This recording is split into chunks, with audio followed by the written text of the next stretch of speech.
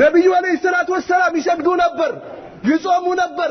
ከሽርክ ያስጠነቅቁ ነበር ለይልን ይሰግዱ ነበር ተውበት ያደርጉ ነበር ዝምድናን ይቀጥሉ ነበር የተጣሉትን ያስታርቁ ነበር የተቸገሩትን ይረዱ ነበር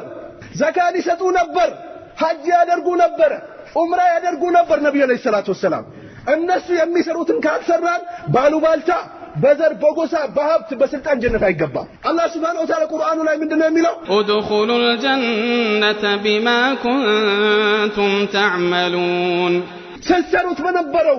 ጎንበስ ቀና ስትሉት በነበረው ብርድ ነው ፀሐይ ነው ራበኝ ጠገብኩኝ ሳትሉ ስትታገሉት በነበረው ጀነት እንግቡ ይላችኋል የቂያማ ቀን አላህ Subhanahu Wa Ta'ala ስለዚህ አላህ ከእንዲህ አይነት ሰዎች እንዲያደርገን ቁርአን መቅራት ሐዲስ መቅራት ትክክለኛው መንገድ ማወቅ ሰዎችን ወደ መስጊድ መጣራት ሰዎችን ወደ አቂዳ መጣራት ሰዎችን ወደ ሰላት መጣራት ሰዎችን ወደ ላ ኢላሃ ኢላላህ መጣራት ሰዎችን ከወለድ እንዲወጡ ማድረግ ሰዎች ካላስፈላጊ ነገር እንዲወጡ አድርጎ ወደ ትክክለኛው ቀጥተኛው መንገድ እንዲገቡ መታገል በእያንዳንዱ ሰው ግዴታ ነው ነብዩ አለይሂ ሰላቱ ወሰላም ኩልኩም ራኢና